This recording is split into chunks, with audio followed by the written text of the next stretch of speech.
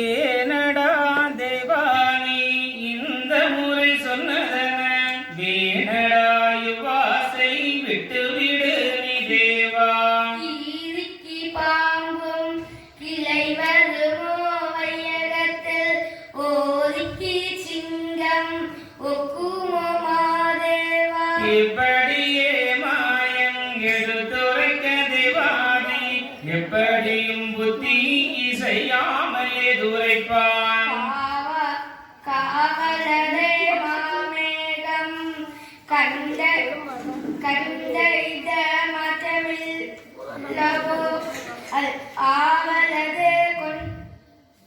ஆவலது கொண்ட இடம் அச்சுதரே சம்மதங்கான் எந்த விதமாகிடினும் எனக்கெந்த பெண் கொடியை தொந்தமாயந்தனக்கு தொலையாத ஆசையதும் வைத்தால் தர்மம் உண்டுங்களுக்கு எந்த பலனே இனிமாதி சொல்ல வேண்டாம். என்றுரைக்க தேவன் எடுத்துரைப்பார் எம்பெருமாள் ஒன்று நீ கெட்டிலையே உன் மனது ஒத்திலையே. பெண்ணை மேலாக வேண்டுமென்றால் வேல மொத்த தேவா. மிகுத்த தவசை திடினி மேலாக விடும் என்று மெல்லியரும் நதவசு காலால் கணலெழுப்பி கடுந்தவசு செய்திட சொல். தவசு அதுக்கு போதும் தாழ்பெரிய மகன் சிவசுவா சிவம் சிறந்த தவம் செய்திடுங்கான் இந்த தவத்தில் நிலையாய் நீ நினைத்ததெல்லாம் அண்டுங்களுக்கு அருளுவே உண்மை என்று சொல்லிடவே தேவன் சிரித்து மனமகிழ்ந்து நல்லதுதான் என்று நட்டமுற்று தேவனுக்குதான் பரதேவதையான பைங்கிழியை தான் கூட்டி விரைவாக தேவன் விருமாபதம் ஜெபித்து சாந்தவசே நெடியோனுறுதி என்று நின்றான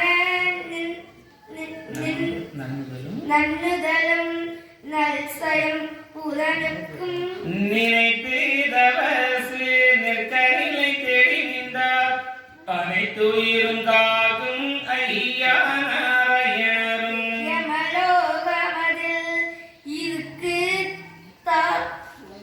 தபோதனரை இருக்குதுதான போதனரை தானமாய் பேர்கள் சார்ந்து மேலைத்து வாருங்கோர் பிள்ளாய் வாய்த்தத போதனரே ஏதுங்கள் நியாயம் என்னோடு சொல்லும் என்றார். உங்கள் குடும்பம் உடையோர் பாதம் வணங்கி எங்களுடைய முச்சமதில் ஏகிருப்பதினால் ஆனதால் அவர்கள் அனுகிரகம் தன்னாலே மானமுடனே மனோட வையகத்தில் வாழ்ந்திருந்தேன். முன்வழிகள் என் மகவாய் இருக்க வன்முடையவன் வழிதான் வாய்த்த சாரினத்தில் போய் பிறந்து நன்றாய் புவி மீதிலே வாழ்ந்து மேற்பிறவி வந்திடினும் மேவும் இரவழியில் இப்படியே பிறந்து என்று மிடல் செய்து இப்படியும்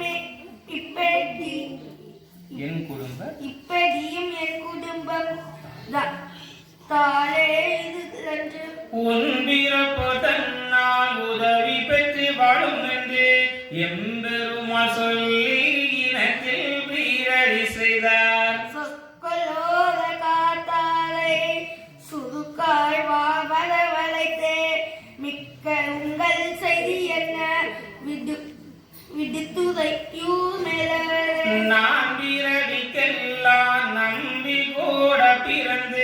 என் பிறகு வந்து எனக்கேவல் செய்ததினால் என் பிறவி எனத்து துள்ளவி இன்னம் பிறவி இனத்தில் உயிரின் மகவாய் வண்ணமுள்ள சான்றோர் வழியில் இருப்பதினால் கால கலிதான் காட்டளி தொன்மைகவு மேலுவாமால விதை விதை நிச்சி திருப்பதினால் நீங்களும் போயங்கே நீங்களுற தன் வழியில் மங்களமாய் தோன்றி வாழுங்கோ என் மகவாய் வாழுகின்ற நாளையிலே வதுவ நன்கூக்களிடம் நாளும் பல ஊழியங்கள் நாம குமிக்க செய்திடுங்கோ ஏவல் கொண்டு உங்களை நாம் ரட்சித்து ஆண்டுகொள்வோம்